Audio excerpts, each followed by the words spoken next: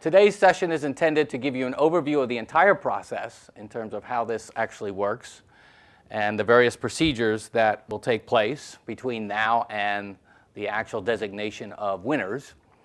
So when we think about the Code of Governance itself, of course, is designed really as a set of guidelines about how you think about corporate governance. But it's important to remember that even when you're fully 100% compliant with the code, it's the floor. It's not the ceiling. It's really the beginning of saying you now have in place very solid corporate governance. So as we thought about this process and as we work with the judges whose names and identities will become public at some point in time, but as we work with the judges and as we conferred with the Secretariat as well, the Charity Council Secretariat, and we work together as partners to frame this competition, we really want to remind you that being fully compliant with the code is wonderful. And in fact, it's laudable and it's great. But this competition, of course, is seeking to identify charities who go beyond compliance with the code, who are really doing things that are not normal yet in the sector as a whole. And this is, in fact, why when you saw the questions, which we'll spend some time with today, why you perhaps were panicked at first. Because we tried to set a reasonably high bar with the understanding that there may not be any charity presently in Singapore that we could say is 100% fully where they could be in regards to these set questions. But it's to raise the level of awareness about things that you can attend to and should attend to at the level of your board, and to make members of boards also far more aware about the importance of their responsibilities. We've been reminded, of course, in quite recent days in the corporate sector and in the nonprofit sector in Singapore, as well as in the United States, as well as in the UK, right, about the importance of corporate governance and the fact that it's not enough just to, be compliant. It's really about working hard on continuously learning within your organization and having your board very aware, very engaged, very involved in governance. So this is a guide, it's a goal, it's a point in time. So it's possible, of course, to be fully compliant at some point and then to be out of compliance at some later point. And it's a reminder that even when you have all those things lined up, it's not a substitute for how the organization actually runs. Because you can have everything really good at the board level and have chaos. Now, chances are good if the board's doing its job, it becomes aware of that sooner rather than later. Right? It's also thought of as a measurement tool, but you have to remember that this award and the focus of the award is on governance. This is not an award for the most efficient charity in Singapore. This is not an award for the most effective charity in Singapore. It's not an award for the most impactful charity. It's not an award for how you use volunteers. There's, in fact, of course, another award in Singapore for that. Right? This is an award that really focuses on governance issues, and particularly board governance. So as a code of governance for charities and IPCs, that's the focus where the award sits, which is why the questions also are framed the way they are. They're really focused on the board itself and what's happening at the level of the board. So let's overview a bit of the process to begin with. First, you're here in this room because you've already passed part one, but just a reminder that part one, of course, you were either nominated by someone else with your approval and understanding, or you self-nominated yourself to participate in this inaugural Charity Governance Award. You submitted the governance evaluation checklist, which was based on the 2011 edition of the code, demonstrating your compliance or with suitable explanations for things that were non-applicable to your particular organization. Your responses were then vetted by the Secretariat, and then the Secretariat, of course, informed you that you were, in fact, eligible to be a nominee. So congratulations that you've already passed part one, and you are an officially recognized nominee for this award. Now we come to the exciting part two, where you have 7 additional questions to answer, related specifically to board governance. Now, the judges, as we've met and deliberated together and talked about this entire process, the judges are well aware and want to take account of the fact, which is also why we have judges, right? You get people of considerable expertise and background and experience to serve as judges, because in any competition there are the sort of intangibles, the softer side of things. You know the charity sector well enough to know that it's highly diverse. They work in different environments, entirely different challenges that they're taking on. Their sizes, you know, even within the first category, up to 10 million, that's a big, big gap, right? And even in the upper category, if you're just at 10 million, you know, you're slightly over 10 million and one Singapore dollars versus some other charity that's raising hundreds of millions, right? That's a big difference too. But they're different in so many different ways. So the judges have already been talking about this. They're well aware of the fact that these kinds of differences exist. So they want to obviously take account of that in ultimately deciding who the winners are. There's varying levels of support for various reasons, right? Some charities, just by nature of the cause they're focused on, or by nature of, you know, history and prior performance, or all sorts of different kind of connections, they raise a lot more money than other people do. They get a lot more volunteers than other people do, right? So the judges want to take account of the fact that there is variation within the sector. So you should not feel, if you're a smaller charity or you're a newer charity, you should not feel that, well, you know, we don't stand much chance here. Keeping in mind, this prize is not about the most efficient charity, the most impactful charity, the largest charity. This is about board governance. That's the focus of the competition. So you can be a relatively new charity, but have really outstanding, you know, board governance procedures. Right? You could be around for a long time and have quite a journey to go to get to the point where some other charities already are. So they're going to take account of these kinds of things in the way that judges do in these kind of processes. They're going to deliberate over it. They're going to talk about carefully each and every charity that's under consideration amongst the group of 8. And they're going to carefully reach a reasoned decision about these things. So this will not be a case where, you know, however the numbers fall out, you know, there you suddenly lie. This involves human judgment as well that goes well beyond the numbers. And this will also arise in the course, I would imagine, of the interview process as well, where they will talk to you about or ask you questions related to trying to get some sense of specific challenges or issues that are related to your particular charity so that they can better weigh these matters in their own mind. And then the final consideration, of course, in these kind of processes, especially in the first year, is when you have these 2 award winners, they're going to represent the entire sector in Singapore and perhaps well beyond Singapore. So it's very, very important that that's a consideration as well. How that gets weighed, how that gets deliberated, right? There's no magic formula to this sort of stuff. This has to be really argued through in that room, and I can tell you with the judges that we have, they will argue. They will argue quite vigorously their positions in that room. I have no doubt whatsoever in my mind about this. And that will mean we end up with really good candidates. And certainly any of the 8 who make it to that stage, you know, are at some point, you know, there's not a bad winner amongst them, right, at that point. But obviously, the award has to ultimately be awarded to only 2. So you have these 7 questions. You'll notice that the questions are weighted differently. This, of course, was deliberated as well with the judges. We talked about, should they all count equally? Or do some things matter more than others? If so, how much more should they matter? And this is, of course, to do the initial screening of how we get to the 8 that get presented to the judges. So at this point, you're part of a universe of people that are moving forward with the goal of being one of the 8. But to get to that, you have to respond well to these particular questions. So we are word delimiting them.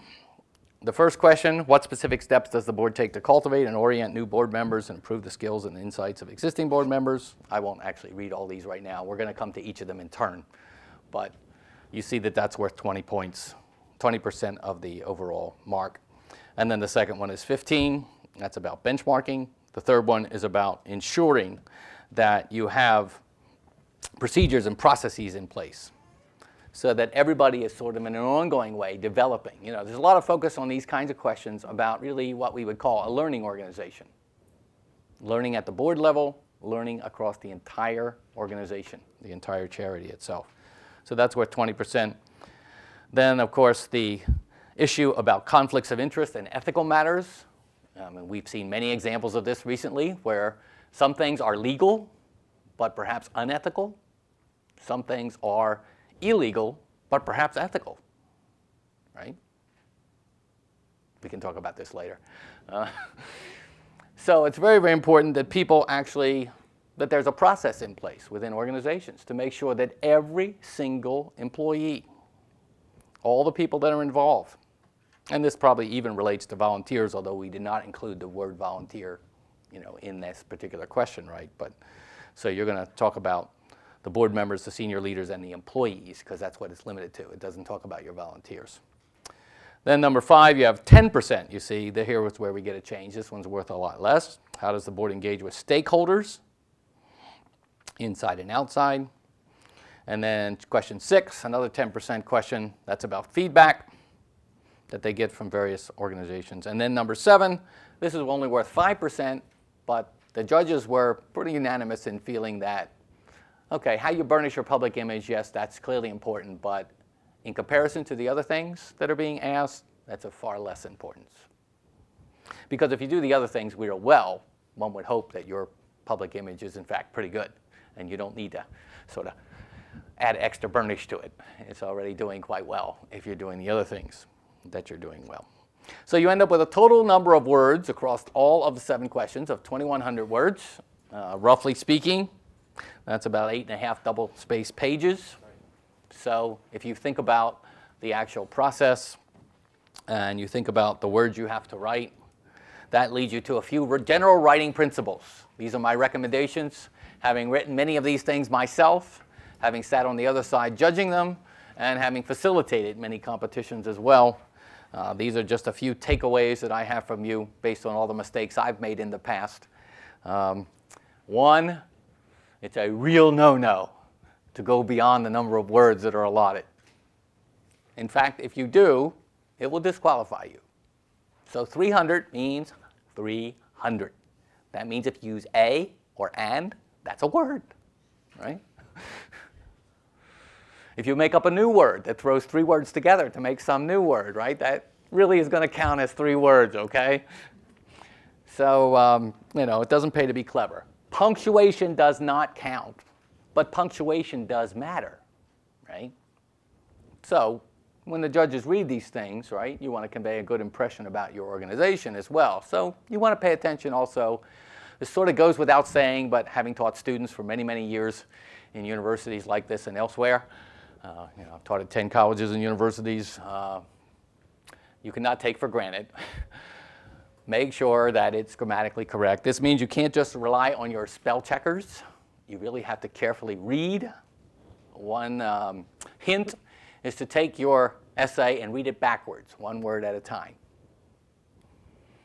Because your brain, of course, immediately replaces the mistakes when you read things. So this is very, very important. Choose your words carefully because you only got 300 words, and you want to maximize the number of points you get in that particular response. You can use tables, but the tables will obviously have to have labels, and every one of those labels counts as a word. And you can use explanations. I mean, you clearly want to explain, keeping in mind you cannot presume that the judges know your charity. You may think, oh, we're an exceedingly well-known charity. Well, maybe. Don't assume anything in terms of that the judges know your particular charity. So when you're explaining things, your ideas, your processes, your procedures, you have to remind yourself as if you're writing for someone who is unfamiliar with your charity. That means you have to be concise, clever, and clear. Right? 3 distinct attributes. Concise, clever, and clear. So you really want to work on these particular mini essays, you can think, that you're doing. In the process, you, of course, want to make sure that you're conveying to the judges that the kind of procedures and processes and approaches you're using, that you're thoughtful. These things have really been thought through and are well conceived. That you have deployed these procedures and practices, right? To some degree, some of these questions really, it's about to what degree it is deployed. You have some things, for example, where if only the board chair participates, well, that's very different than all the board members, right? Or if the results only go to a particular person and it doesn't go to everyone else. Or if you think about the organization, there are some things where only the senior managers participate, and it's not every employee. There are other things where it's the senior managers, it's the program people, and then there's all the support people who get totally left out of the equation. So you want to give narrative description in your responses that indicates things about penetration, about the depth in which some of these things have in fact been deployed within your organization. You want to give some narrative that talks about where it makes sense to do so, what kind of data or feedback is collected, how it's analyzed. In some cases it's important who analyzes it to your case, remembering that this is about governance. How decision makers both see and use the results, right?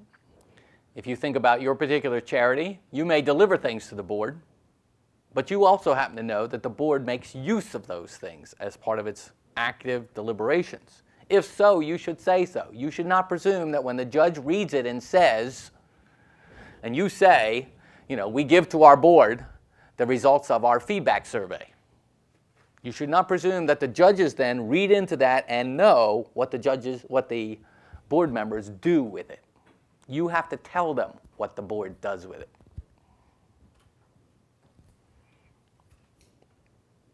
If those kind of decisions lead to further action by the board, and that ripples back through the organization, right?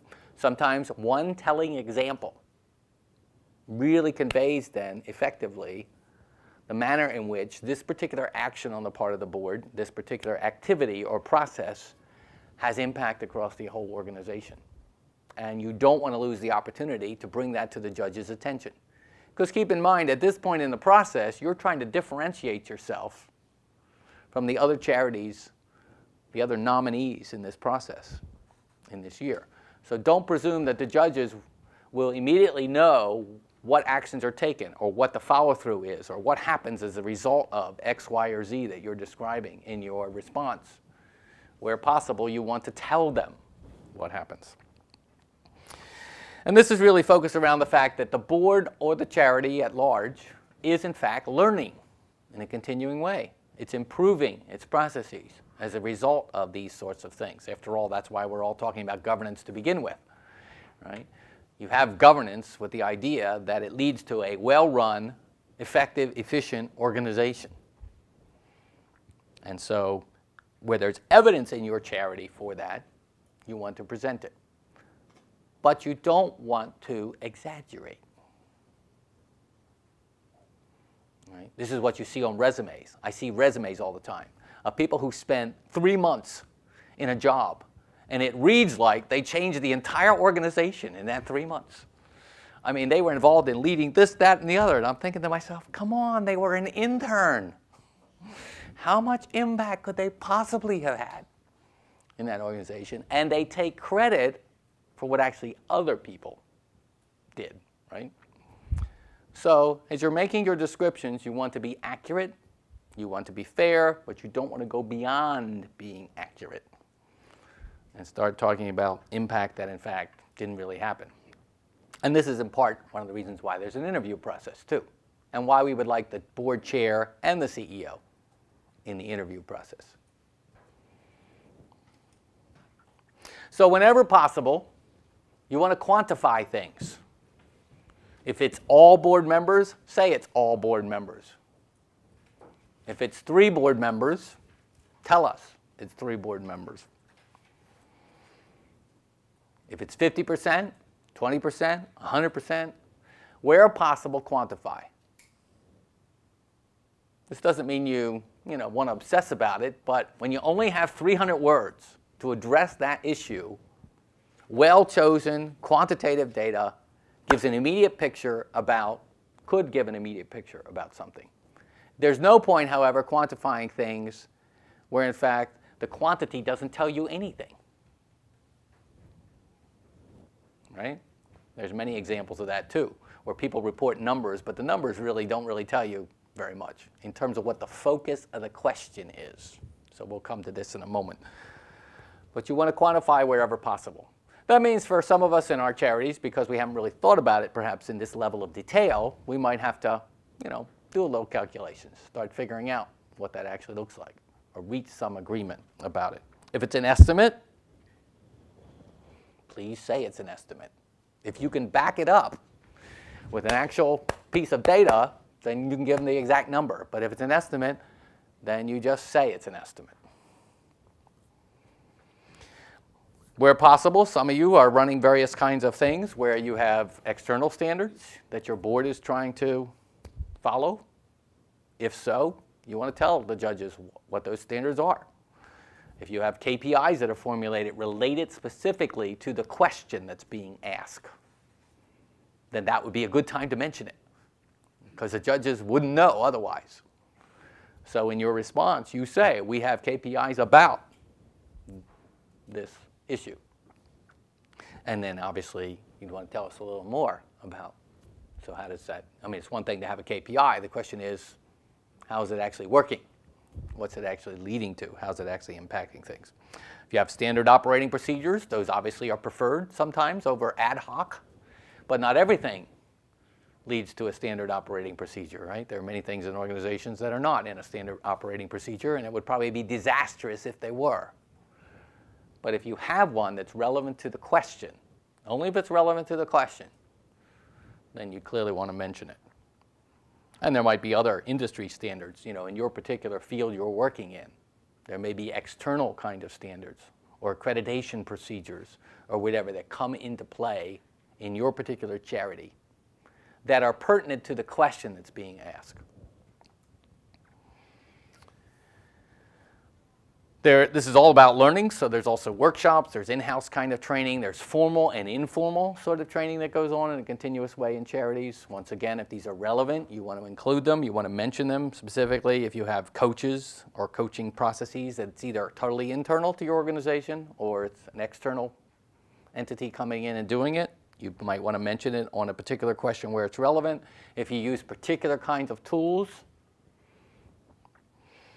and these are, this could be software, it could be, it could be a host of different things. There could be all kinds of processes you use. 360 feedback loops, for example, would be an example of something like that, where if you do that regularly within your organization and you administer 360-degree feedback loops in regards to the performance of employees, board members, leaders, etc., then it'd be a good time to say that, where it's pertinent to the question that's being asked.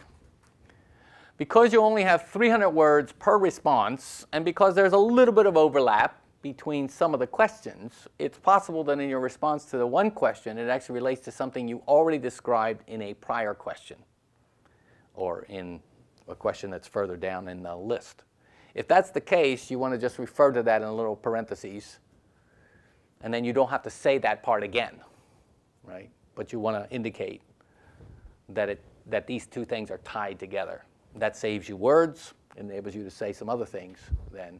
Because at the end of the day, while 2,100 words sounds like a lot, and 300 words sounds like a lot to answer a question, it's really not when you actually get down to doing this. So you have to be very concise, very precise. And one of the ways you sort of expand your mileage in this is you reference something you've already talked about somewhere else.